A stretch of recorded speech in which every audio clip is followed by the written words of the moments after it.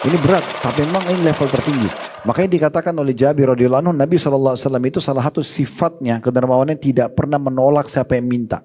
Nabi gak pernah nolak. Mau orang itu bohong kah, jujur kah, pokoknya minta kasih.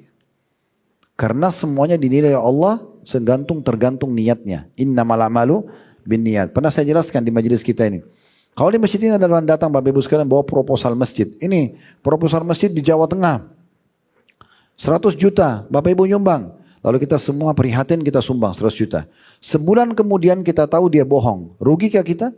Majelis bijak, meneduhkan hati, mencerahkan jiwa. Alhamdulillah. Selalu saja kita bersyukur dan berterima kasih kepada Allah Subhanahu wa taala atas segala nikmat yang Allah berikan kepada kita.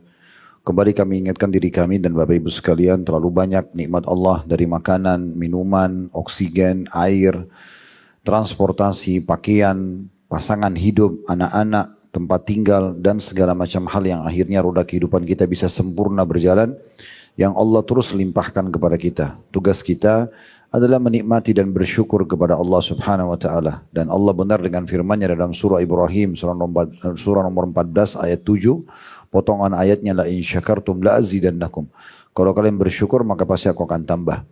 Dan selanjutnya kita panjatkan salam hormat kita kepada utusan Allah Nabi besar Muhammad sallallahu alaihi wa ala alihi sahbihi wasallam sebagaimana Allah telah perintahkan kita untuk mengucapkan salam hormat tersebut. Seperti biasa, bila Allah Subhanahu wa taala memudahkan kita untuk melanjutkan kajian sebulan sekali bahasan tentang keutamaan dan buah manis sabar, disertai faktor-faktor pendorong dan perusaknya dan contoh figur para penyabar, ditulis oleh Khalid bin Muhammad Al-Ansari, dan kita masih di lembaran ke-6, faktor-faktor yang merusak sabar itu sendiri. Kita tentu akan masuk nanti kesempatan ini poin nomor 6 ya. Setelah kita membahas tentang sikap gundah, yang pertama ini bisa merusak kesabaran, kemudian emosional, yang kedua dan dengan dalil-dalilnya sudah kita panjang lebar jelaskan, yang ketiga masalah gelisah dan tidak bisa menerima takdir atau keputusan Allah Subhanahu wa taala, kemudian yang keempat terburu-buru dalam setiap mengambil keputusan dan juga menilai seakan-akan Allah Subhanahu wa taala tidak memperhatikan dan menyayanginya. Dan kita sudah bahas juga terakhir yang lalu adalah putus asa. Putus asa sehingga merasa tidak bisa menemukan jalan keluarnya. Ya. Tetap kita lanjutkan bahasan kita. Faktor keenam yang bisa merusak kesabaran. Sedikit saya ingatkan kembali ya. Solusi yang terbaik bila kita sedang mendapatkan nikmat agar nikmat tersebut selalu bisa bertahan adalah bersyukur. Bisa makan, bisa minum, bisa tidur, berpakaian dan segala macam hal. Selalu ucapkan Alhamdulillah. Dan solusi terbaik di saat ujian datang adalah bersabar. Tidak ada yang lainnya. Dan sudah kita bahas dari awal membedah buku ini, sabar definisinya adalah menerima keputusan Allah, lalu ikhtiar mencari jalan keluar. Sebagai contoh misalnya, ada orang sakit.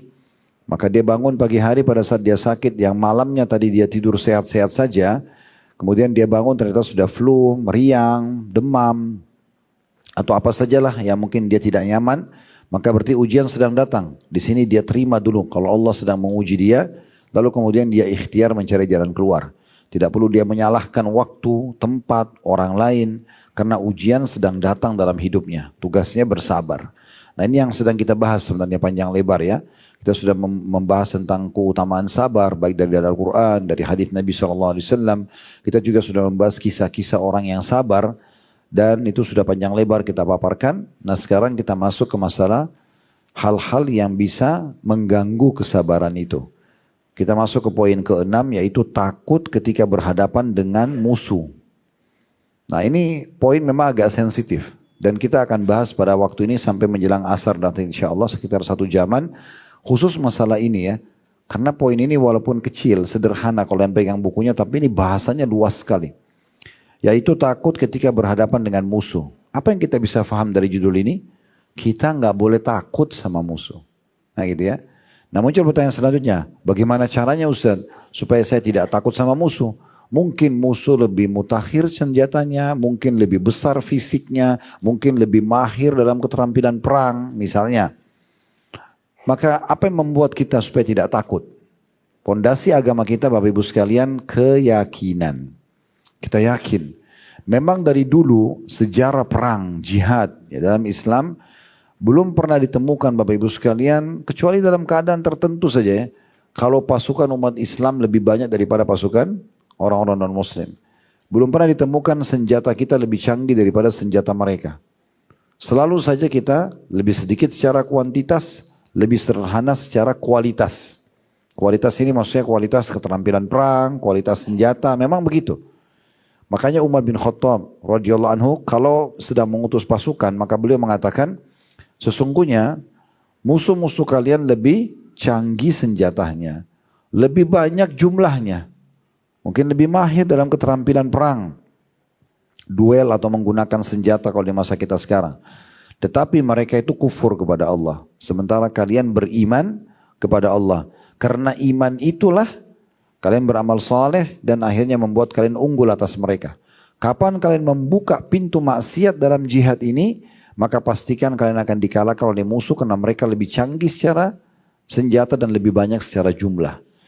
Jadi yang membuat kita tidak takut sama musuh, tidak gentar adalah keyakinan kita. Kalau sebenarnya Allah bersama kita. Dalam surah Al-Anfal, Allah subhanahu wa ta'ala menggambarkan Bapak Ibu sekalian tentang peperangan Nabi Muhammad SAW dan orang-orang Quraisy. Bagaimana Allah mengatakan bahwasanya kalian tidak melempar tapi Allah yang melempar panah-panah itu. Kalian tidak membunuh tapi Allah yang membunuh musuh-musuh kalian. Memang sudah begitu.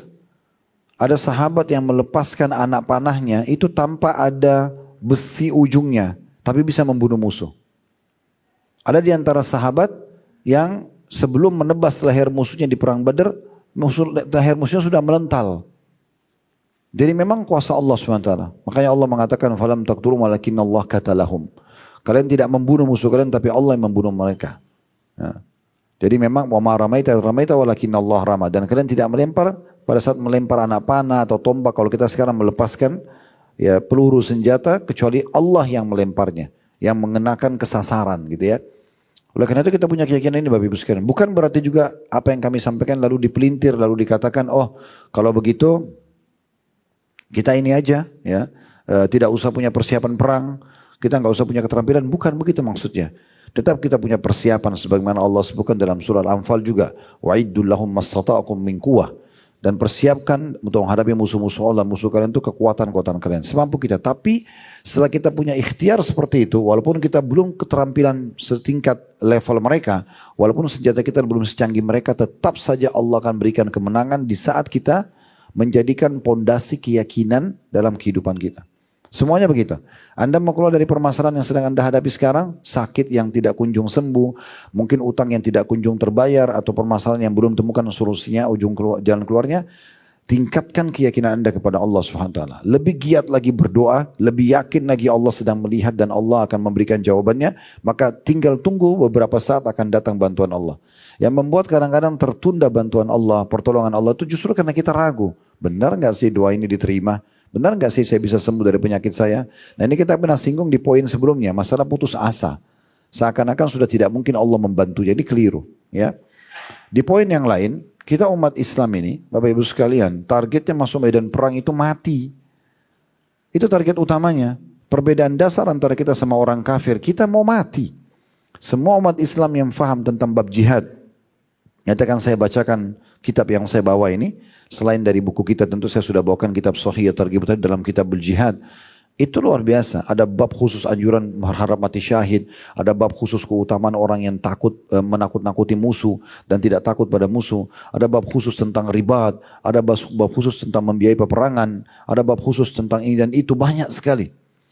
Itu bab yang sangat besar ya. Kalau di dalam Sahih Targhib ini kitab jihad dari halaman 103 sampai 237. Ratusan lembar semua berisikan hadis-hadis tentang keutamaan jihad dengan berbagai macam babnya gitu ya. Berarti memang dia ini sebuah ibadah yang sangat besar ya. Oleh karena itu di situ ada satu bab khusus masalah mengejar mati syahid. Jadi kalau orang Islam faham mereka masuk medan perang, mereka berharap mati, maka tidak ada yang berharap pulang. Bahkan banyak di antara sahabat kaum salafus saleh dulu kalau mereka pulang dari medan perang baru belum mati, mereka sedih. Anda pun pernah dengar, kami pernah tablik akbar di blog yang waktu itu bahas tentang Khalid bin Walid radhiyallahu anhu. Pada saat beliau mau wafat, Beliau nangis karena mati di atas ranjangnya. Dan beliau mengatakan, sungguh demi Allah tidak ada satupun tempat ya di tubuhku kecuali ada sabetan pedang atau hantaman tombak atau anak panah. Namun akhirnya aku mati seperti matinya seorang wanita di ranjang, gitu kan? Dia berharap mati syahid, tapi Allah belum kasih memang. Jadi memang targetnya orang mati. Kita bisa bayangkan kalau 100 pasukan muslim menyerang 1000 pasukan kafir, yang ini semuanya mau mati, yang ini berharap hidup. Itu yang membuat kita bisa menang dan tidak perlu kita khawatir. Sisi yang lain, ini sering kami sampaikan kalau kami sedang berada di depan kuburan para syuhada Uhud untuk memberikan gambaran kepada jemaah yang berangkat bersama kami di kota Rasulullah SAW itu, bagaimana para sahabat tidak pernah merasa takut untuk menghadapi kematian. Karena memang mereka faham benar, dan Bapak Ibu juga harus faham, mati itu dalam Islam cuma satu. Mau orang ditabrak kereta api kepalanya hancur, mau orang tenggelam di lautan dicabit-cabit ikan badannya tidak ditemukan satu potong pun, mau orang di pesawat meledak tidak ditemukan satu pun potongan badannya kena kebakar misalnya, atau orang yang mati di atas ranjang, sama saja. Mereka menghadapi satu saja, yaitu sakaratil maut, proses pencabutan ruh. Enggak ada lagi orang yang ditabrak kereta api bilang, aduh kepala saya sakit, atau dicabit ikan badan saya sakit. Dia cuma lihat malaikat cabut ruhnya. Dan dalam hadis yang sahih riwayat Bukhari, kata Nabi SAW, kalau orang beriman, maka malaikat bot di ubun-ubun kepalanya akan mengatakan, hai jiwa yang baik, keluarlah kepada rahmat Tuhanmu. Lalu ruh itu keluar lebih mudah daripada air dari mulut kendi. Kalau dia orang kafir, maka malaikat maut akan mengatakan, hai jiwa yang busuk, keluarlah pada murka Tuhanmu. Maka ruhnya berserakan di tubuhnya, tidak mau keluar. Lalu malaikat dalam surah Al-Anfal dikatakan, memukul wajah dan bokong mereka. Dan dikatakan, rasakanlah panasnya api neraka. Maka siksa bagi mereka. Jadi jangan terpengaruh dengan keadaan fisik. Misalnya Anda lihat ada satu orang kafir meninggal, oh mulus, ya, bahkan mudah terlihat matinya. Lalu Anda anggap itu berarti tidak disiksa. Keliru. Imam Qurtubi rahimahullah mengangkat dalam kitab At-Tadhkirah beliau tentang kehidupan kematian dan alam kubur, hari kebangkitan dan juga surga dan neraka. Beliau mengangkat riwayat tentang bagaimana orang-orang yang mati syahid itu tidak merasakan kecuali seperti gigitan semut saja. Dia tidak lagi mereka rasakan. Dan ada hadis Nabi SAW yang sahih yang berbunyi, saya berharap, kata Nabi SAW, saya ikut berperang, lalu terbunuh, lalu hidup lagi, lalu terbunuh. Begitu terus sampai 10 kali. Dan dalam riwayat lain kata Nabi SAW, tidak ada orang yang mati berharap kembali ke dunia kecuali orang mati syahid. Dia mau kembali ke dunia, bukan untuk kumpul sama istrinya, sama anaknya, kepada makanan favoritnya, meeting miliaran, bukan. Tapi berharap justru yang dia rindukan tusukan musuh itu. Dia berharap dibunuh lagi, karena dengan dibunuh sekejap yang dia rasakan hanya seperti ya cubitan atau gigitan semut saja. Mau rudal sebesar apapun, Nabi sudah kasih bocorannya, rasanya cuma seperti gigitan semut. Selesai, habis itu. Terbuka semuanya, hijab matanya. Yang selama ini dia tidak bisa lihat malaikat, dia tidak bisa lihat surga, semua terbuka bisa dilihat. Ya, makanya salah satu sahabat yang mulia yang pertama mati syahid di perang Uhud namanya Abdullah bin Haram radhiyallahu anhu. Ini sahabat waktu dia dengar pasukan Quraisy keluar dari Mekah, jumlahnya 3.000 orang dan sudah dekat dengan Madinah. Besok hari Sabtu akan terjadi perang besar dengan muslimin. Di hari Jumatnya semalam suntuk dia berdoa sama Allah, begadang tidak tidur, hanya minta, ya Allah semoga aku termasuk orang yang pertama mati syahid. Kita bisa bayangkan, kita kadang-kadang kalau kurang tidur aja sudah kepikiran tentang masalah pekerjaan, ngantuk gak sih, capek gak sih. Ini orang besok perang butuh energi yang maksimal, dia begadang. Dan akhirnya besok betul-betul dia termasuk orang yang pertama mati syahid. Apa kata Nabi SAW waktu anaknya Jabir menguburnya? Setelah dikubur ayahnya Abdullah ini dikubur radhiyallahu anhu, Jabir anaknya lewat di depan Nabi. Kata Nabi SAW, hai Jabir, mau gak saya sampaikan kamu tentang informasi ayahmu? Dia bilang, tentu ya Rasulullah. Kata Nabi SAW, tidak ada satu orang pun yang mati syahid diajak bicara oleh Allah kecuali dari belakang hijab. Pasti tidak ketemu langsung sama Allah. Dia cuma mendengar suara, ya. Kecuali ayahmu. Ayahmu Allah ajak bicara tanpa hijab. Itu Allah kasih tahu live, gitu kan? Begitu keadaannya. Dan Abdullah bin Haram meninggal mati syahid. Mereka berharap mati. Gitu kan? Bagaimana Nabi SAW untuk melihat jenazahnya Handalah. Handalah menikah hari Jumat. Kemudian dia interaksi biologis dengan istrinya selepas subuh hari Sabtu. Belum sempat mandi junub. Panggilan seruan dari Nabi SAW. Pasukan Nabi SAW untuk berkumpul muslimin. Semua laki-laki yang sehat wajib perang waktu itu. Maka semuanya keluar. Handalah pun pakai baju sebelum mandi junub. Masih dalam kondisi junub dia pakai baju. Masuk medan perang terbunuh. Waktu dikumpulin jenazah para syuhada, Nabi SAW lihat satu persatu. Pas tiba di Handalah, Nabi alihkan pandangan matanya. Lalu orang-orang bertanya, ya Rasulullah, ada apa dengan Handalah? Terjadi hal yang buruk kah? Kata Nabi SAW, tidak. Aku diperlihatkan oleh Allah, istrinya dari bidadari datang menjemputnya. Dan sekarang malaikat lagi memandikan junub dia. Makanya Handalah dapat julukan Ghasilul Malaika, orang yang dimandikan oleh malaikat. Ini keyakinan ini. Pondasi kita itu. Ya, dan kita sudah dapat bocorannya. Jadi nggak usah khawatir dengan sabetan pedang, bom, rudal, nggak ada urusan. Umat Islam tidak takut dengan itu. Kita teman-teman di Palestina tidak takut, kenapa? Karena itu. Dia tahu. Ya, hitungan detik mati dan kita juga pasti akan mati dimanapun dan kapanpun. Kecuali kalau kita menghindar bisa tidak mati satu waktu abadi di dunia mungkin. Ini mati juga kok. Nah sudah diajarkan caranya. Makanya harus hati-hati dalam memahami poin-poin seperti ini. Dan tidak usah khawatir. Nah di saat kita sedang bertemu dengan musuh supaya kita tidak takut, bangun di atas pondasi keyakinan kita. Kejar semua keutamaan yang Allah gambarkan. Bahkan kita berdoa agar Allah memberikan kita mati syahid. Ya. Berapa banyak orang yang berharap mati syahid tapi Allah tidak kasih. Allah menyebutkan tentang mati syahid, liyattakhidha minkum syuhada. Allah akan pilih di antara kalian syuhada. Allah pilih. Gak bisa semuanya. Makanya semua orang yang mati syahid di medan perang Bapak Ibu sekalian pasti lebih sedikit daripada orang yang hidup. Saya sering merenungi apa yang saya sampaikan kepada Bapak Ibu sebentar lagi ini. Saya sering merenung gitu. Di perang Badr, pasukan Nabi SAW 314 orang. Waktu itu pedang sama pedang. Bayangkan kita bertemu duel berdua tebas-tebasan. Ini kan 90% mati. Harusnya gitu ya. Meleset sedikit, kena lehernya, kena tubuhnya, mati. Belum lagi itu baru dari musuh depan dia. Belum dari musuh kiri kanan yang bisa menyerang dia tanpa dia tahu. Tapi subhanallah yang mati syahid hanya 60 orang. Kenapa masih banyak yang hidup? Karena Allah bilang, liyattakhidha minkum syuhada. Allah pilih orang yang paling tulus. Yang mau. Di perang Uhud, 700 pasukan muslim. Yang meninggal cuma 70. Kenapa enggak semua meninggal? Gitu kan? Semua berharap mati syahid. Dan pada saat terjadi perang Badar, dan terdengar oleh pasukan muslimin yang ada di Madinah yang tidak sempat ikut. Karena waktu itu Nabi SAW belum wajibkan di Badar, di Uhud baru diwajibkan. Malaikat turun, malaikat ikut membunuh musuh. Ya, ada di antara orang-orang kafir yang menyaksikan, mereka melihat orang-orang yang dalam pasukan muslim berbaju putih dan segala macam kejadian keajaiban di perang Badar gitu ya. Maka ada beberapa sahabat yang termotivasi mau berperang Bapak Ibu sekalian. Mau berperang di Uhud. Waktu terjadi kecamuk perang, maka Allah Subhanahu wa taala sengaja menguji iman mereka. Allah mengatakan, "Walaqad kuntum tamannawna al-mauta min qabl faqad ra'aitumuh." Dulu sebelum perang kata Allah, kalian bilang, "Oh, kami juga mau mati syahid seperti teman-teman yang mati syahid di perang Badar." Nah, ini mati depan mata kalian. Ayo, siapa yang mau mati? Seperti itu Allah katakan dalam Al-Qur'an pada pasukan Uhud. Katanya tadi mau mati syahid, ini sudah ada mati depan mata. Memang mati syahid harus mati. Ya mati kepalanya putus, ya badannya dibom, ya badannya ditusuk. Ya memang begitu namanya mati. Serem di mata sebagian orang yang masih hidup, tapi itu tidak ada urusannya. Ya karena Allah tidak menilai jasad seseorang. Allah menilai ketulusan dia. Waktu Hamzah ditemukan jenazah di Uhud, hidungnya dipotong, dadanya terbelah, darah semuanya. Nabi SAW sempat ada sini air mata lihat jenazah Hamzah pamannya. Tapi beliau langsung didatangi Jibril menyampaikan berita gembira sambil mengatakan, ya beliau bilang sama para sahabat, aku diperlihatkan Hamzah bertelekan di dipan-dipannya di surga dan dia pemimpin para syuhada. Waktu sepupu beliau Ja'far bin Abi Thalib meninggal terbunuh di perang Mu'tah, kakaknya Ali bin Abi Thalib lebih tua 10 tahun dari Ali.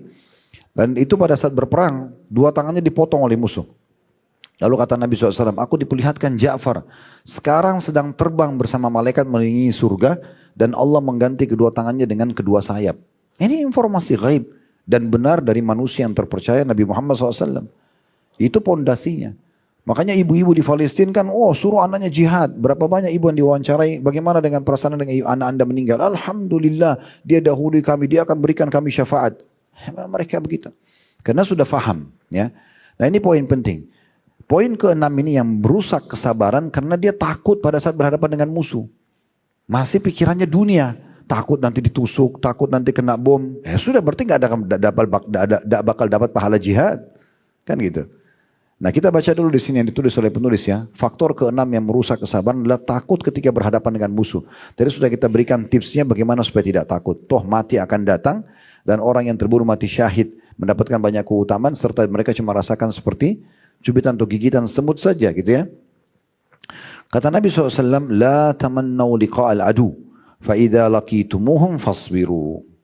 Jangan kalian berharap bertemu dengan musuh, tapi kalau kalian bertemu dengan mereka, maka bersabarlah kalian dalam menghadapi mereka. Lalui saja, penuh keyakinan. Kalian pulang, cuma dua kan orang perang itu, jihad ya.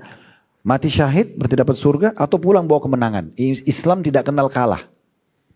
Misalnya kita punya ini 10.000 pasukan, semua mati terbunuh, ya mulia dong, mati syahid. Itu targetnya. Atau pulang bawa kemenangan. Jadi Islam tidak pernah kenal kalah namanya. Tidak namanya kalah. Ya, maka Nabi bilang kalau ketemu musuh bersabarlah. Nah sedikit saya sampaikan dulu tentang hadits ini Bapak Ibu sekalian. Hadits ini disebutkan oleh Nabi SAW di perang Khaybar. Perang Khaybar ini setelah perang Ahzab, ya tahun 5 Hijriah, di tahun 6 Hijriah, Nabi SAW keluar pergi umroh, lalu ditahan oleh orang Quraisy di Hudaybiyah. Lalu kemudian terjadi kesepakatan damai 10 tahun tidak berperang. Setelah itu Nabi mulai pulang ke Madinah dan merancang penyerangan-penyerangan. Terjadilah penyerangan diantaranya perang Khaybar. Ini benteng Yahudi, ada 9 benteng dan ditaklukkan semua oleh Nabi SAW. Sebelum pergi ke Khaybar, Allah sudah turunkan dalam surah Al-Ahzab kalau Nabi akan memenangkan peperangan tersebut. Lalu Nabi bentuk pasukan, pergilah ke sana 1.400 orang pasukan, semuanya dengan keimanan yang sempurna, akan melawan 9.000 pasukan Yahudi. 9.000. Karena Yahudi punya 9 benteng, satu benteng itu ada 1.000 prajurit pilihan. 9 benteng. Dan Nabi SAW mengepung benteng Naim, benteng pertama itu sekitar 43 hari, baru menembusnya. Ini kisah yang cukup panjang. Tapi waktu para sahabat tiba di benteng Khaybar, rupanya orang-orang Yahudi waktu lihat pasukan muslim datang, mereka berlarian, takut masuk di benteng mereka. Maka para sahabat teriak dengan suara keras, Allahu Akbar, gitu-gitu. Nah waktu Nabi lihat itu, Nabi ingatkan, jangan kalian keraskan suara kalian dalam menyebut nama Tuhan kalian. Dosa teriak-teriak. Karena yang sedang kalian panggil Allah itu, yang kalian seru itu adalah Allah, tidak tuli. Allah dengar. Kecil pun Allah Akbar, Allah dengar. Dalam hati pun Allah dengar. Gitu kan? Lalu beliau mengatakan, jangan kalian berharap bertemu musuh. Berharap kita keluar nih, musuh pergi. Musuh takut. Tetapi kalau ketemu, kokohkan. Jangan lari. Harap mati syahid. Berharap kita bisa memenangkan peperangan. Nah seperti itu. Ya, umat Islam tidak kenal namanya kalah. Nah seperti itulah. Yang dimaksud dengan hadis. Berarti dari hadis ini Bapak Ibu sekalian, kalau ada orang ketemu musuh lalu dia tidak bersabar, dia marah melarikan diri karena takut, berarti dia masuk kategori dosa, ya, dan merusak merusak kesabaran dia merupakan solusi terbaik kalau sedang terjadi masalah. Dan sabar berarti menerima dulu takdir Allah. Allah takdirkan saya berjihad nih. Yaudah, saya lalui. Nah gitu. Kita berperang, berharap sambil berdoa agar Allah memberikan kepada kita ya keutamaan-keutamaan jihad. Nah sekarang di poin ini cuma satu hadis diangkat, saya akan kuatkan bahasan kita. Jadi saya bilang satu pertemuan khusus kita bahas ini. Saya akan baca dari kitab Sahih Targhib Tarhib, dalam kitab jihad ada bab khusus, bab ke-6. Bab ke-6 anjuran berangkat di pagi hari dan sore hari di jalan Allah untuk berperang, tentang keutamaan berjalan kaki, kena debu medan perang, dan rasa takut dalam jihad di jalan Allah. Normal sekali manusiawi kalau orang merasa takut menghadapi musuh, tapi dia harus tepis dengan keyakinannya. Gak boleh rasa takutnya membuat dia tidak mau menghadapi musuh. Ingat, yang mematahkan serangan musuh Allah, bukan kita. Yang membunuh musuh Allah, bukan kita. Ini sudah kita bahasakan tadi, dan itu kekal dalam Al-Quran. Jadi gak usah khawatir, ya, gak usah khawatir. Nanti insya Allah kalau Bapak Ibu Allah mudahkan ada waktu di hari Sabtu bulan depan, ya, di September nanti, di pekan kedua kita ada tablik akbar di Blok M seperti biasa antar Duhur sama Asar, serial sahabat kita akan bahas Abbas bin Abdul Muttalib. Itu diantaranya kita akan bahas pada saat beliau ditawan di perang Badr. Bagaimana malaikat terlibat dalam menawan Abbas dan membantu seorang sahabat yang badannya kecil tapi bisa mengalahkan atau bisa menawan Abbas. Nah itu diantara contoh pertolongan Allah. Nanti panjang lebar kita bahas di waktu itu, di saatnya. Jadi sekarang cuma sekedar memberikan gambaran secara umum.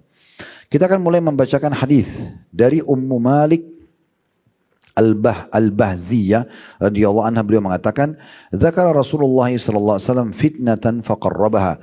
Qalat qultu ya Rasulullah, man khairun nasi fiha? Qala rajulun fi mashiyah yuaddi haqqaha wa ya'budu rabbahu wa rajulun akhidun bi ra'si farasihi yukhiful aduwa wa yukhifuna. Rasulullah SAW pernah menyebutkan tentang suatu fitnah atau petaka yang terjadi nanti di akhir zaman. Ya. Jadi di tengah-tengah umat ini. Dan beliau mengatakan, ya itu sudah sangat dekat. Dan itu akan terjadi setiap saat, kita tidak tahu. Maka sahabat yang mulia Ummu Malik radhiyallahu anha mengatakan, aku bertanya ya Rasulullah, siapa manusia yang terbaik di saat fitnah itu terjadi? Ujian-ujian terhadap agama kita datang. Orang mukmin susah untuk ibadah, diganggu oleh musuh, dijelek-jelekin dan segala macam. Maka kata Nabi SAW, yang terbaik di waktu itu adalah, yang pertama ada dua orang ya. Yang pertama, seseorang yang berada di tengah-tengah hewan ternaknya. Ia menunaikan haknya dan beribadah kepada Rabbnya. Maksudnya dia sibuk dengan pekerjaannya, dia tidak terlibat dalam fitnah itu. Misalnya umat Islam SAW diprovokasi untuk berantem, untuk berperang, dia tidak ikut-ikutan. Dia pokoknya sibuk dengan pekerjaannya. Kalau di zaman masa Nabi kan banyak orang berternak. Dia berternak, terus dia lakukan ibadahnya sampai ajalnya datang. Kemudian yang kedua, ini jadi saksi bahasan kita adalah seseorang yang memegang kepala kudanya. Diikat dengan tali kekangan dan dia pergi berperang untuk menakut-nakuti musuh dan musuh menakut-nakutinya. Jadi di sini ada penyebutan tentang masalah musuh menakut-nakutinya. Gitu ya. Begitu punya keutamaan tersendiri. Tidak masalah, normal. Kadang-kadang kita lihat musuh menyerang kita gitu ya. Tetapi kita tidak usah khawatir sebagaimana sudah kami paparkan tadi. Baik, saya akan bacakan hadis-hadis yang lain ya. Hadis yang kedua saya ingin bacakan adalah dengan sanad yang sahih. Dan tadi pun itu adalah hadis yang diriwayatkan oleh Tirmidzi dan dikatakan hadis ini oleh Syekh Albani sahih di ghairihi. Menjadi sahih karena dikuatkan dengan riwayat-riwayat lain. Hadis yang lain adalah hadis Anas bin Malik radhiyallahu anhu. Beliau mengatakan bahwa Rasulullah sallallahu alaihi wasallam bersabda, "Lagadwatun fi sabilillah aw rauhah khairum minad dunya wa ma fiha." ولقاب قوس أحدكم من الجنة أو موضع كيد يعني صوته خير من الدنيا وما فيها ولو أن امرأة من أهل الجنة اطلعت إلى أهل الأرض لأضاءت ما بينهما ولملأته ريحا ولنصيفها على رأسها خير من الدنيا وما فيها. Nabi SAW berkata tentang motivasi agar kita mau berperang. Ini laki-laki dan perempuan sama sebenarnya, gitu ya. Walaupun lebih cenderung kepada laki-laki, karena perempuan pun boleh berjihad. Beberapa ummahatil mukminin ikut bersama Nabi SAW. Beberapa wanita juga ikut dalam peperangan untuk mengobati orang yang sakit. Bahkan ada di antara mereka yang ikut berperang.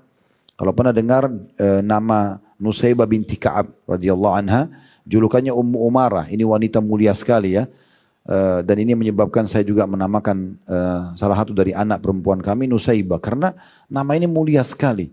Saya kalau baca kisahnya itu luar biasa. Di antaranya bagaimana Nabi SAW mengatakan waktu di perang Uhud saya melihat Ummu Umarah Nusaybah binti Ka'ab mematahkan semua serangan-serangan Quraisy yang terarah kepada saya. Beliau ikut berperang, ya. Beliau ikut berperang dan beliau setiap ada panggilan jihad pasti yang paling pertama motivasi suaminya, anak-anaknya pergi berperang semuanya. Dan kalau ada kerabat yang mati syahid maka beliau bersyukur kepada Allah. Nah itu luar biasa, jiwa jihadnya ada, gitu ya. Tentu kita menempatkan jiwa jihad pada tempatnya ya.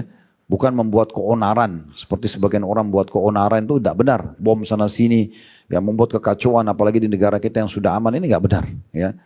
Tetapi yang dimaksudkan adalah kalau terjadi jihad yang benar, seperti teman-teman di Palestina, seperti kita dulu waktu dijajah, ya, teman-teman kita di Myanmar sekarang yang memang lagi dibantai, itu memang wajar mereka mempertahankan diri dan kehormatan mereka. Itu bab jihad terbuka.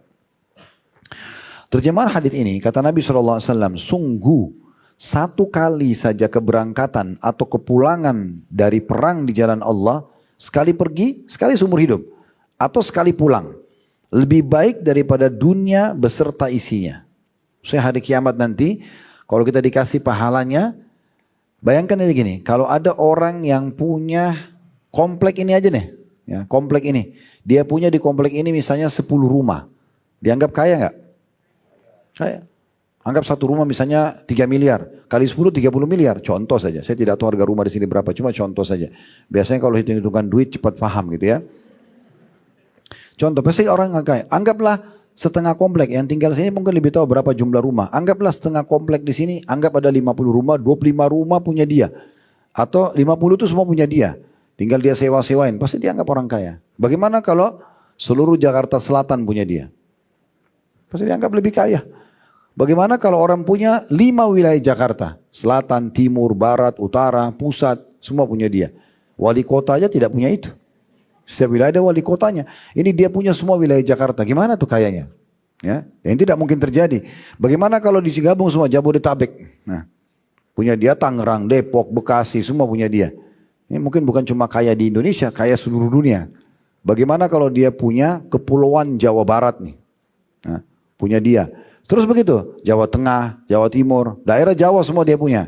Bagaimana kalau dia punya sama Kalimantan, Sulawesi, seluruh Indonesia? Itu udah luar biasa. Presiden pun yang terkait tidak mungkin menguasai semua. Dia cuma menjabat periode setelah itu diganti. Ini milik orang, tapi kalau dia milik sendiri bagaimana? Bagaimana kalau dia menguasai semua Asia, benua? Bagaimana kalau dia kuasai benua Asia sama Australia? Bagaimana kalau digabung lagi dengan ya Afrika? Bagaimana seluruh dunia dia punya? Teman-teman, kenapa saya datangkan contoh ini? Supaya Bapak Ibu merenung bagaimana kata Nabi SAW dalam sholat sunnatul fajr. Sholat sunnatul fajr lebih baik daripada dunia dan seluruh isinya. Artinya hari kiamat nanti kalau kita dikasih balasnya 2 rakaat sebelum subuh itu, antara azan dan iqamah subuh, nanti kita lebih suka daripada semua dunia yang kita dikasih. Apa saja balasannya itu luar biasa. Nah mirip dengan ini, orang pergi sekali perang dan sekali pulang. Kalau dia pergi pasti dia pulang kalau dia masih hidup gitu ya. Maka nanti di hari kiamat dia akan mendapatkan balasan lebih baik daripada dunia dan seluruh isinya. Lalu dikatakan, dan sungguh ujung busur salah seorang dari kalian di surga nanti, dan tempat cemetinya, tempat dia taruh anak panahnya, itu lebih baik daripada dunia dan seluruh isinya. Berarti menandakan di surga Bapak Ibu mau apa saja bisa. Mau apa saja akan dikasih. Ya. Mau panahan, mau berburu, mau apa, mau tanaman. Ada dalam hadis ada nanti orang mau minta supaya dia nanam. Padahal sudah banyak tumbuhan di surga. Allah kasih dia bibit, ditaruh langsung jadi pohon, langsung berbuah. Ya. Tidak ada lagi melalui proses seperti dunia. Keadaan yang berbeda sekali. Ya. Maka kita disuruhkan jadikan surga sebagai target hidup kita gitu ya. Maka satu tempat cemeti saja dan satu ya busur panah seseorang ujungnya saja di surga lebih baik daripada dunia dan seluruh isinya. Lalu kata Nabi SAW, kalau saja seorang wanita penghuni surga melihat ke bumi, melihat saja menengok lalu kemudian dia pergi lagi, wanita ahli surga, niscaya ia akan menyinari antara keduanya dan niscaya ia akan memenuhinya dengan bau yang harum. Seluruh dunia ini akan bau harum hanya dengan satu kali wanita surga melihat saja. Ya. Dan dikatakan, dan sungguh kain kerudung yang ada di kepalanya wanita surga itu lebih baik daripada dunia beserta isinya. Di sini maknanya bisa wanita dunia yang kayak ibu-ibu di sini, semoga insya Allah jadi ahli surga. Ya. Kemudian nanti kalau masuk surga, kemudian menengok di dunia, maka akan seperti itu. Kerudungnya, kain kerudung lebih baik daripada dunia seluruh isinya. Menengok saja sudah cukup menyerangi antara langit dan bumi. Kita kan harus tunggu matahari baru terang. Wanita ini bisa menyerangi itu karena indahnya surga itu. Itu yang menjadi target utama orang berperang, mati syahid gitu ya. Dan juga dikatakan memenuhi bau wangi seluruh alam semesta atau seluruh bumi ini. Kemudian dalam hadis yang lain, diriwayatkan oleh An-Nasai, diriwayat nomor 2 dari Abu Ayyub Al-Ansari radhiyallahu anhu, kata Nabi SAW, gadwatun fisabilillah aw rawha khairu mimma talat alaihi syamsu aw gharabat. Satu kali keberangkatan dan kepulangan di jalan Allah berperang itu lebih baik daripada apa yang matahari terbit dan terbenam padanya. Maksudnya dunia dan seluruh isinya. Mirip seperti itu. Hadis yang selanjutnya hadis Sahal bin Sa'ad radhiyallahu anhu. Ini Bapak Ibu dengarin hadis dan renungi saja ya. Karena kalau saya mau tanggapin setiap hadis ini akan panjang. Kami punya bedah buku ini setiap hari, hampir setiap hari Jumat ya. Selepas Jumat kita ada kajian sebulan 2 kali kalau nggak salah membedah buku ini, dan kita sudah berada di kitab jilid nomor 3. Yang kebetulan ini saya baca jilid nomor 3. Kita sudah selesaikan bab jihad, sekarang kita masih di, kalau seingat saya di bab haji ya. Atau salah satunya ya. Itu yang sedang kita bahas. Intinya sebenarnya hadis ini, hadis selanjutnya adalah hadis, di situ kami bahas hadis dan faedah-faedahnya. Jadi kalau kita ingin korek semua banyak sekali. Satu hadis bisa sampai 5, 6, bahkan sampai 10 faedah yang bisa diambil. Hadis selanjutnya, hadis ketiga yang saya baca, atau hadis keempat yang saya bacakan untuk Bapak Ibu dari buku ini adalah hadis dengan sanad sahih disampaikan oleh Sahal bin Sa'ad radhiyallahu anhu bahwa Rasulullah SAW bersabda, ribatu yaumin fisabilillah khairu minad dunya wa ma 'alaiha wa mawdi'u sawti ahadikum minal jannati khairu minad dunya wa ma 'alaiha war rauhatu wa yaruhuha al abdu fisabilillah wal gadwa khairu minad dunya wa ma 'alaiha.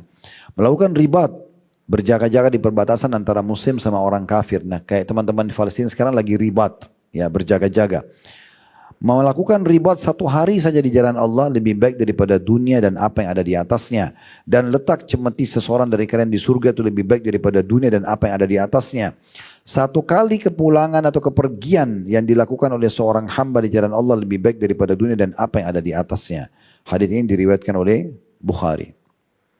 Hadis yang lain, hadis kelima adalah hadis dengan sanad hasan di ghairihi, menjadi hasan karena dikuatkan dengan riwayat-riwayat lain. Ini diriwayatkan oleh Ibnu Majah, Ibnu Hibban dan beberapa para perawi hadis. Dari hadis Ibnu Umar radhiyallahu anhu bahwa Rasulullah sallallahu alaihi wasallam bersabda, "Al-ghazi fi sabilillah wal hajju ila baitillah wal mu'tamir wafdullah da'ahum fa'ajabu." Ketahuilah kata Nabi SAW, orang yang berperang di jalan Allah, orang yang pergi haji ke Baitullah, orang yang melaksanakan ibadah umrah adalah para tamu-tamu khusus atau delegasi Allah. Mereka diundang oleh Allah, ada panggilan jihad mereka pergi, ada panggilan haji umrah mereka pergi, maka Allah pun dan mereka memenuhi ya panggilan tersebut. Dalam riwayat lain ditambahkan, maka mereka berdoa dan Allah pun menjawab doa-doa mereka. Hadis selanjutnya, mungkin ini urutannya sudah yang ke-6 ya dari yang kita baca. Tapi hadis ini cukup banyak ya.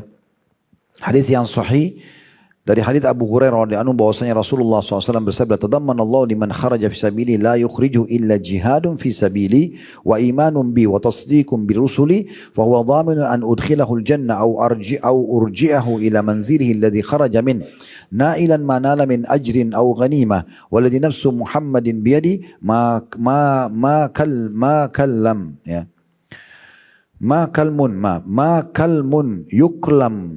ma kalmun yuklamu fi sabilillah illa jaa yaumal qiyamati ka hayati hina kulim launuhu launu damin wa rihu rihul misk wa rihu misk walladhi nafsu Muhammadin biyadi laula an ashqa 'alal muslimina ma qa'adtu khilafa sariyatin tagzu fi sabilillah abada walakin la ajidu sa'atan fa ahmilahum wa la yajiduna sa'atan wa yashqu 'alaihim an yatakhallafu 'anni walladhi nafsu Muhammadin biyadi lawadittu an agzu fi sabilillah fa uqtal thumma agzu fa uqtal thumma agzu fa uqtal." Hadis panjang ini terjemahannya kata Nabi SAW, Allah memberikan jaminan. Jaminan ini adalah dari Allah SWT secara langsung, maksudnya rezekinya, keselamatannya dan segala macam. Orang yang keluar di jalannya. Allah berfirman, tidak ada yang membuatnya keluar selain jihad di jalanku. Juga karena keimanan kepadaku, keyakinan kepada para utusanku atau Rasul, maka ia dijamin untuk aku masukkan ke dalam surga. Atau aku kembalikan ke rumah tempat ia keluar darinya dengan meraih pahala atau harta rampasan perang. Jadi kalau Bapak Ibu keluar sudah niat mau jihad, maka dipastikan Allah Subhanahu wa taala akan memberikan jaminan ini. Mati syahid masuk surga atau pulang membawa harta rampasan perang dan pahala yang melimpah. Lalu kata Nabi SAW, demi jiwa Muhammad yang ada di tangannya. N-nya besar kata ganti Allah, maksudnya demi Allah. Tiada suatu luka tikaman yang terjadi dalam jihad di jalan Allah, melainkan ia akan datang pada hari kiamat nanti seperti sedia kala saat terluka. Warnanya adalah warna darah, sedangkan baunya adalah bau harum minyak kasturi. Dan demi jiwa, jadi kalau kita terluka sedikit, kena sabetan pedang, kena beling atau apa saja, gitu kan, maka itu sudah cukup untuk datang hari kiamat yang warnanya seperti warna darah, tapi baunya lebih bau atau seperti bau kasturi. Dan demi jiwa Muhammad yang berada di tangannya, maksudnya demi Allah, kalau sekiranya aku tidak akan menyulitkan kaum muslimin, ya. Secara umum semua dikatakan Nabi SAW, niscaya aku tidak akan berhenti mengutus pasukan kembali setelah mengutus satu pasukan untuk berperang di jalan Allah. Kalau bukan untuk tidak memberatkan, kalau tidak memberatkan umatku, aku akan suruh mereka semua berperang non-stop, perang, balik pasukan lagi, kirim lagi pasukan lagi, begitu terus karena besarnya keutamaan jihad. Namun aku tidak mempunyai keluasan harta berupa hewan tunggangan dan yang lainnya untuk membawa mereka. Dan mereka pun yang ingin berperang itu tidak mempunyai keluasan harta tersebut. Sedangkan sangat berat hati mereka kalau mereka tidak ikut serta denganku. Karena di masa Nabi SAW ada sahabat-sahabat yang miskin, Bapak Ibu sekalian, mereka nggak bisa berperang. Karena nggak punya kuda, nggak punya pedang, nggak punya perisai. Gimana dia mau berperang? Dengan tangan kosong nggak mungkin. Maka mereka kadang-kadang datang ke Nabi, ya Rasulullah tolong biayai kami. Kami mau perang, kami mau jihad. Karena Nabi sudah nggak punya, maka Nabi pun akhirnya mengatakan saya tidak punya apa-apa. Maka mereka pulang ke rumah mereka dalam kondisi mereka menangis karena inginnya perang, gitu kan? Kalau kita sebenarnya terbalik ya, kita menangis kalau misalnya kita berhasil dipilih gitu ya.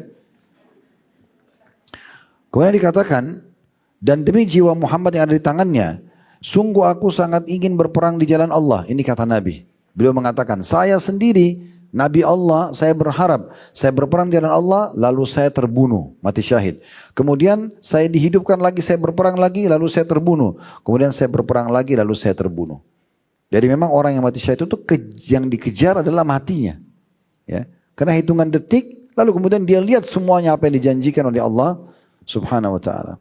Bapak Ibu nanti kalau pulang sebentar bisa ketik di searching di Google misalnya tentang pembicaraan Allah dengan para syuhada Badr. Nah itu ada tuh kisah-kisahnya itu perang Badr ya. Bagaimana Allah SWT bicara dengan mereka. Ya kemudian Allah tanya kalian mau apa? Mereka bilang kami tidak mau apa-apa setelah engkau selamatkan kami dari neraka dan masukkan kami ke dalam surga. Karena mereka sudah ada surga. Mereka ternyata cuma ditusuk oleh musuh. Hanya kena bom itu. Saya dapat surga ini. Nah gitu ya. Lalu Allah mengatakan mintalah sesuatu. Karena mereka merasa Allah terus tanya kepada mereka mau apa, mau apa. Hanya mereka bilang ya Allah kami hanya minta engkau kembalikan kami ke dunia. Supaya kami terbunuh lagi. Ya baru kemudian kami dapatkan seperti ini. Nah seperti itu. Jadi mereka berharap kembali ke dunia untuk itu. Maka ini luar biasa gitu ya. Di dalam riwayat lain. Diriwayatkan oleh An-Nasai masih riwayat yang sama. Ya. Takaffalallahu liman jahada fi sabilihi la yukhrijuhu illa al-jihadu fi sabilihi wa tasdiqun bi kalimatihi an yudkhilahu al-jannah aw yaruddahu ila maskanihi bima nala min ajrin aw ghanimah. Allah telah menjamin orang yang pergi berperang di jalannya tidak ada yang membuatnya keluar dari rumahnya selain jihad di jalan Allah dan keyakinan kepada janji-janji Allah dan kalimat-kalimat Allah bahwasanya orang yang mati syahid akan dapat surga. Orang yang berperang akan dapat pahala bahwa dia Allah akan masukkannya ke dalam surga atau mengembalikannya ke tempat tinggalnya dengan membawa pahala dan harta rampasan perang yang ia raih. Kemudian hadis yang lain juga teman-teman sekalian ada yang mirip-mirip dengan ini tapi digabungkan antara jihad dengan amal-amal yang lain. Ya, ini sekaligus kita bisa ambil faedah walaupun kita bahas jihad tapi kita bahas juga amal-amal yang lain karena dimasukkan oleh Al-Mundhiri dalam bab ini gitu ya.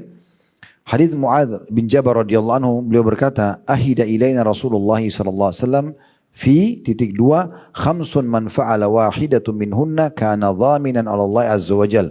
Man 'ada maridan aw kharaja ma'a janazah aw kharaja ghaziyan fi sabilillah aw dakhala 'ala imamin yuridu bidzalika ta'zirahu wa tawqira aw qa'ada fi baiti fasalima wa salima an-nasu minhu."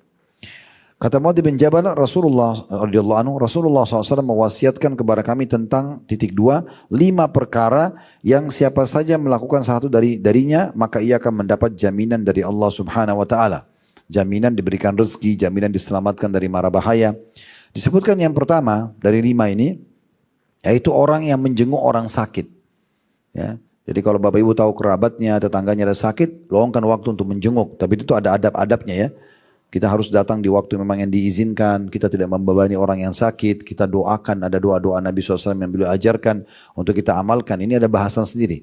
Saya tidak bahas sekarang karena ini panjang nanti ya. Tapi insya Allah sudah ada diberikan di YouTube kami tentang masalah doa-doa apa yang dibaca kalau kita sedang jenguk orang yang sedang sakit. Paling tidak kita ringankan bebannya. Dan yang paling ringkas riwayat itu adalah Nabi mengajarkan bilang la ba'sa alaika tahurun insya Allah. La ba'sa alaika semoga tidak masalah, penyakit tidak jadi masalah buat kamu dan semoga jadi pembersihan dosa-dosamu. Itu yang paling sederhana. Tapi banyak sekali doa-doa yang Nabi ajarkan kita baca itu ya. Sudah ucapin itu langsung kita pulang, tidak usah berlama-lama. Nah, itu jenguk orang sakit. Yang kedua, keluar mengantar jenazah. Walaupun ini lebih fokus kepada laki-laki ya. Kalau perempuan masih ada batasannya. Kalau yang masih muda bisa jadi fitnah bagi laki-laki memikul jenazah maka tidak dianjurkan untuk pergi ke kuburan. Tapi seorang ibu yang tua misalnya dia merasa sedih dengan anaknya dan dia merasa ingin mengantar ke kuburan itu masih ada pendapat yang dinukil oleh Imam Qurtubi tentang membolehkannya. Karena tidak ada fitnah, sudah tua dan segala macam. Tapi kalau yang masih muda-muda, cekikikan, bercanda lagi ngantar jenazah nanti hikmah ngantar jenazah hilang ya. Sementara diambil pelajaran dari ngantar jenazah tersebut. Tapi mengantar jenazah termasuk bagian daripada mendapatkan jaminan dari Allah Subhanahu wa taala. Yang ketiga, ini jadi saksi bahasan kita adalah pergi berperang di jalan Allah. Semenjak dia keluar sampai dia pulang, dia di bawah jaminan Allah Subhanahu wa taala. Kemudian yang keempat adalah menjumpai pemimpin yang tujuannya untuk menghormati dan memuliakannya. Nah, ini juga penting ya. Pemimpin yang sudah menang, berkuasa, kita berikan dukungan kita. Kalau dia benar, kita doakan agar mereka bisa terus menjalankan tugas dan amanah dengan baik. Kalau mereka salah, kita doakan agar mereka merasa mengetahui kesalahannya dan Allah mudahkan memperbaikinya. Jangan selalu terpengaruh dengan orang yang suka bilang, sudahlah ini orang tidak cocok, lensirkan saja, ganti saja. Seakan-akan orang cuma mengganti warna cat rumah atau mengganti sepasang sepatu saja. Ya. Padahal sebenarnya belum tentu orang yang teriak-teriak ini bisa menggantikan pemimpin. Gitu kan? Dan ini harus hati-hati sekali. Kemarin di Majalengka kami tablik akbar di 16 Agustus bahas panjang lebar masalah ini. Jadi hampir 2 jam lebih kita membahas tentang kujaga negara dan kemerdekaanku. Salah satunya adalah bagaimana memuliakan pemimpin. Dan ingat Imam Ahmad berkata, saya akan terus mendoakan siang dan malam pemimpin agar Allah meluruskan dia. Ya, meluruskan agar dia selalu berjalan di jalan yang benar dan juga sadar tentang kesalahan dan dia perbaiki. Nah itu penting. Dan orang yang mendoakan pemimpin maka dia akan raih pahala bersama pemimpin tersebut. Nah ini poin penting. Jadi ada orang kalau dia memuliakan pemimpinnya maka Allah pun akan memuliakan dia. Allah akan berikan jaminan. Dalam hadis yang lain, man akrama sultanallahi fil ard akramahullahu yaumal qiyamah. Siapa yang memuliakan pemimpin yang sudah Allah pilih di dunia, maka Allah akan muliakan juga dia di hari kiamat. Wa man ahana sultanallahi fid dunya ahanallahu yaumal qiyamah. Siapa yang menghinakan pemimpin yang telah Allah pilih di dunia, maka Allah pun akan menghinanya di hari kiamat. Yang terakhir, yang kelima adalah seseorang yang duduk diam di rumahnya hingga ia selamat dan masyarakat pun selamat darinya. Ini jadi perlu kita garis bawah, ini kami jelaskan panjang lebar juga tentang hikmah dari corona kemarin itu ya. Jadi kita banyak tidak boleh keluar rumah segala macam. Memang sebenarnya itu bagian daripada syariat loh. Terlepas daripada corona ada atau tidak ya. Jadi Bapak Ibu keluar rumah kalau ada hajat. Tidak ada hajat di rumah saja. Itu bagian daripada perintah agama. Kalau keluar keperluan. Jangan selalu ikuti keinginan. Karena saya nggak ada kerjaan di rumah saya keluar aja deh. Akhirnya ganggu orang.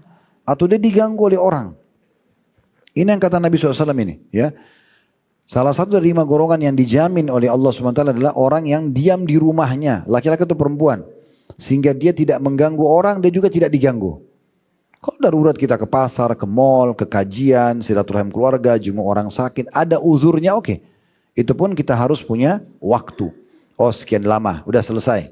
Selebihnya kita habiskan di rumah gitu ya. Jadi nggak perlu kita banyak keluar rumah sehingga akhirnya rumah itu hanya sekedar tempat mampir tidur selesai. Selebihnya tidak sama sekali dilakukan apa-apa. Padahal sholat sunnah di rumah lebih afdal, gitu kan? Dan Nabi SAW melarang menjadikan rumah seperti kuburan. Tidak ada ibadah sama sekali di dalamnya. Kapan kita mau baca Quran, kapan mau berzikir di situ. Ya, kapan mengingat Allah kalau memang kita selalu meninggalkannya. Maka ini salah satu poin yang disinggung oleh Nabi SAW atau dalam hadis ini disampaikan oleh Mu'adz bin Jabal. Dan hadis ini sahih diriwayatkan oleh Ahmad, Al-Bazzar dan juga At-Tabarani. Selanjutnya keutamaan juga orang berjihad teman-teman sekalian. Disebutkan oleh Al-Mundri hadis ini dengan sanad sahih di ghairihi oleh Syekh Al-Albani disahihkan karena penguatan dari riwayat-riwayat lain.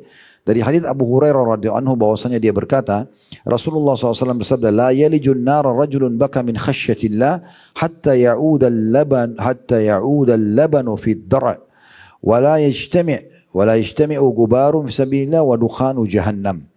Tidak akan masuk neraka orang yang menangis karena takut kepada Allah sampai air susu bisa kembali ke tempatnya. Jadi kalau Bapak Ibu tiba-tiba ingat neraka atau ingat surga, takut terhadap dosa, lalu nangis karena Allah ya, bukan karena mau dipamer sama orang, mau dipuji, maka itu dijamin tidak akan masuk neraka. Karena tidak mungkin orang menangis karena Allah kecuali memang ada rasa iman dalam hatinya. Dan biasanya tangisan itu kalau tulus karena Allah, tangisan itu akan mendorong dia lebih rajin ibadah, dia lebih takut dari dosa. Nah itu tangisan yang dimaksud. Kemudian yang kedua adalah, yang jadi saksi bahasan kita ini, dan tidak akan bersatu debu medan perang. Nah, jihad dengan asap neraka jahanam. Maksudnya kalau Bapak Ibu pernah masuk medan perang, walaupun cuma sekali tersentuh debu medan perang, sempat terhirup atau kena tubuh kita, sudah cukup itu menjadi jaminan tidak akan masuk neraka. Itu saking besarnya keutamaan jihad. Satu kali aja kena debunya. Nah itu saking besarnya keutamaan itu. Dan dalam riwayat lain, diriwayatkan oleh An-Nasai dan riwayat Al-Baihaqi, dan riwayat Al-Baihaqi berbunyi, kata Nabi SAW, la yajtami'u gubaru bisabilillah wa dukhanu jahannam fi man kharai muslimin abada. Ya. Tidak akan bersatu debu medan perang di jalan Allah dengan asap neraka jahanam pada 2 lubang hidung seorang muslim selama-lamanya. Kalau dia pernah hirup debu medan perang, karena medan perang pasti ada debunya. Ya. Tidak ada perang itu tidak berdebu gitu kan. Kalau dia hirup sedikit maka tidak akan pernah dia disentuh oleh api neraka. Tidak akan bersatu debu medan perang dengan panasnya api neraka. Dalam riwayat lain, riwayat Abdurrahman ibn Jabr radhiyallahu anhu, kata Nabi SAW ini riwayat Bukhari, "Makbarrat qadama abdin fi sabilillah fatamassuhun nar." Tidaklah kedua telapak kaki seorang hamba berdebu di medan perang, ya, di jalan Allah, lalu dia disentuh oleh api neraka.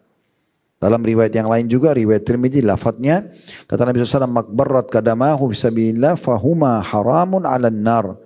Barang siapa yang kedua kakinya tersentuh debu medan perang, maka keduanya haram atas api neraka. Dalam riwayat lain juga, riwayat yang disampaikan oleh An-Nasai dan Al-Hakim, dan ini riwayat mirip dengan riwayat tadi yang sebelumnya, dia ada gabungan dengan selain jihad juga amal-amal lain, dan kita bisa ambil faidah tentunya. Abu Hurairah berkata radhiyallahu anhu bahwasanya Nabi SAW bersabda, "La yajtami'ani fin nari ijtima'an yadurru ahaduhum al-akhar. Muslimun qatala kafiran thumma saddada al-muslim wa qarab. Wa la yajtami'ani fi jawfi 'abdin gubaru sabilillah wa dukhanu jahannam. Wa la yajtami'ani fi qalbi 'abdin al-iman wasyuh."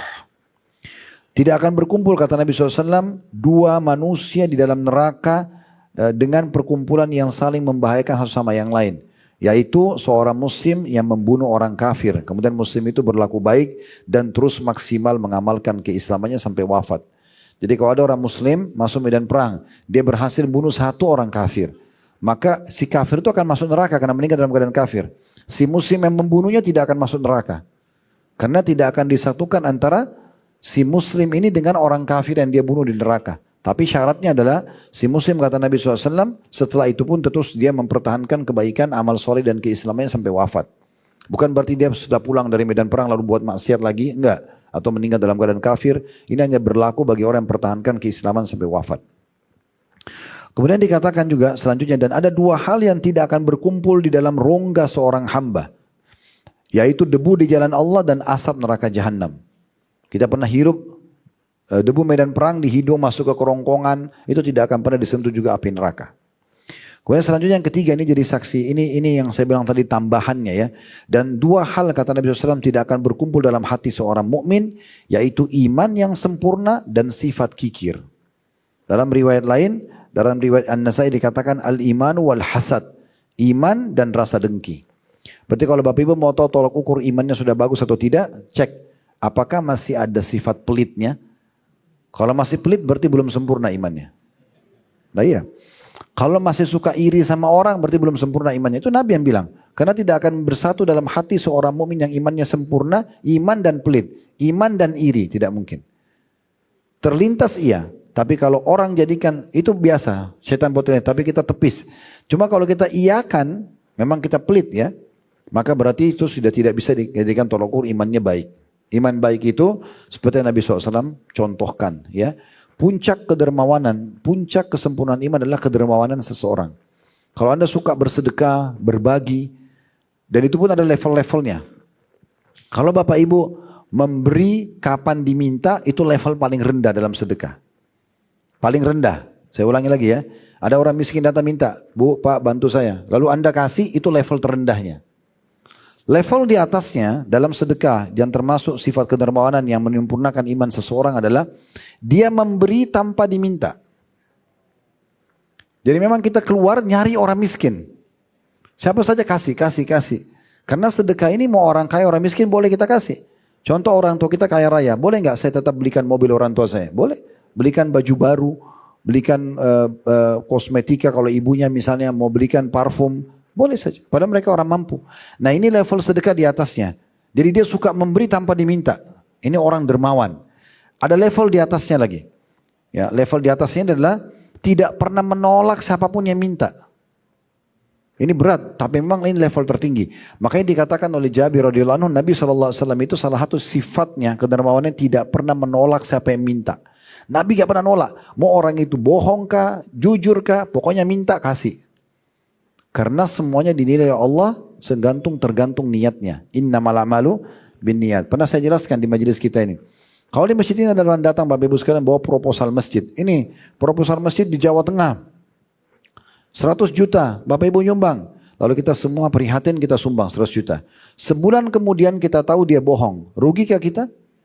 Tidak. Secara keimanan gak rugi. Karena innamal a'malu binniat. Sudah, niat kita mau bangun masjid, Allah catat. Niat dia menipu, Allah hukum. Clear.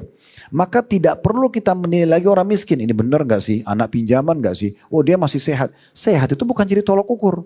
Banyak sarjana jualan kaki lima di pinggir jalan. Gak dapat kerjaan. Banyak ibu-ibu yang melamar jadi pembantu rumah tangga tidak diterima. Banyak. Sekarang dia butuh gitu kan.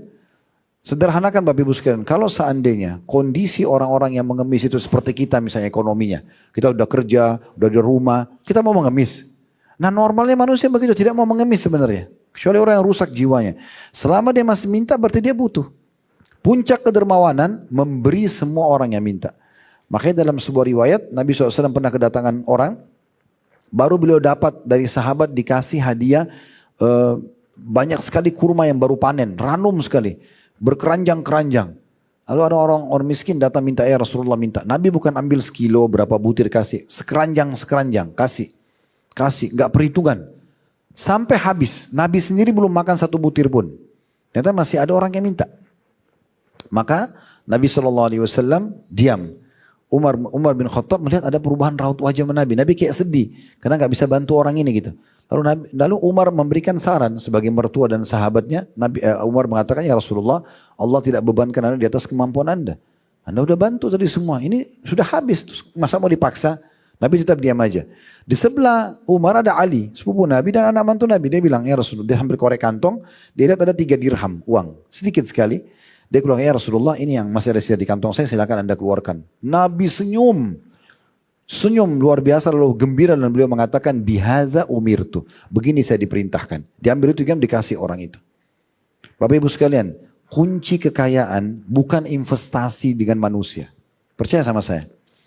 Kunci kekayaan adalah investasi di jalan Allah. Mau cari investasi yang terbaik bukan di Tamrin perusahaan-perusahaan besar itu. Cari orang miskin di Tanah Angga, Anda bantu mereka, itu investasi terbaik. Allah balas. Makin sering kita berbagi, makin besar pintu rezeki. Itu penting ya.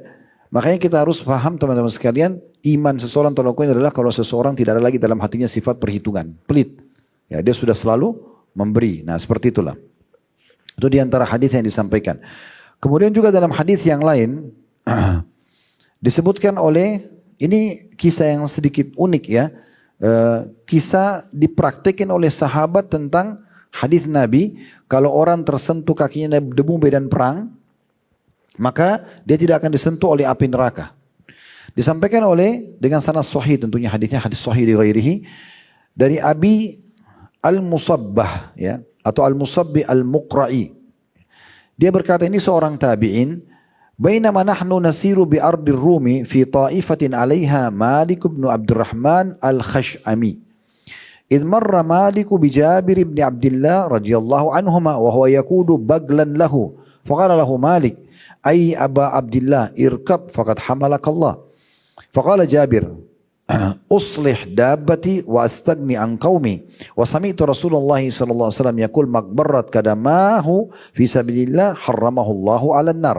فصار حتى إذا كان حيث لم يسمعه الصوت نادى بأعلى صوته يا أبا عبد الله اركب فقد حملك الله. فعرف جابر الذي يريد فقال أصلح دابتي وأستغني عن قومي وسمعت رسول الله صلى الله عليه وسلم يقول مقبرة قدماه في سبيل الله حرمه الله على النار. فتثاوب الناس عن دواتهم فما رأيت يوما أكثر ماشيا منه.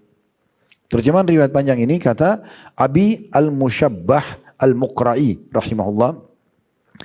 Ketika kami sedang berjalan di medan perang di daerah kekuasaan bangsa Romawi, dalam satu rombongan yang dipimpin oleh seorang panglima perang bernama Malik bin Abdullah Al-Khathami. Tiba-tiba Malik berpapasan dengan sahabat Nabi yang mulia bernama Jabir bin Abdullah radhiyallahu anhuma. Jabir ini tadi anaknya Abdullah bin Haram yang saya ceritakan mati syahid di Uhud ya. Yang sedang kebetulan Jabir ini sedang menuntun seekor keledai miliknya. Jadi dia ada keledai yang dipakai mau berperang, tapi dia nggak naik, dia sengaja jalan kaki. Keledainya dituntun, tapi di medan perang, ya lagi menuju ke musuh. Gini. Maka panglima perang bernama Malik bin Abdullah Al-Khathami ini berkata kepada Jabir, "Wahai Abu Abdillah," julukannya Jabir bin Abdillah, "kendarailah. Karena sungguhnya Allah telah membawamu dan memudahkan untukmu kendaraan ini." Maksudnya kenapa kak ditunggangin ini keledai? Jabir seorang sahabat yang berilmu. Apa yang dia bilang? "Aku sedang mengurusi hewanku ini." Maksudnya aku berikan waktu dia istirahat. "Dan aku tidak membutuhkan kaumku. Aku juga bukan sedang butuh orang membantuku. Cuma kasih dia istirahat sebentar. Dan aku juga ingin menjalankan yang pernah aku dengar dari Rasulullah SAW. Barang siapa yang kedua kakinya berdebu di jalan Allah, maka Allah akan mengharamkannya atas neraka." Jadi saya ingin praktikin itu. Ya. Lalu ia pun melanjutkan perjalanannya. Maksudnya Jabir. Hingga sampai di suatu tempat yang tidak bisa mendengarkan suara. Dengan obrolan biasa maksudnya. Ya.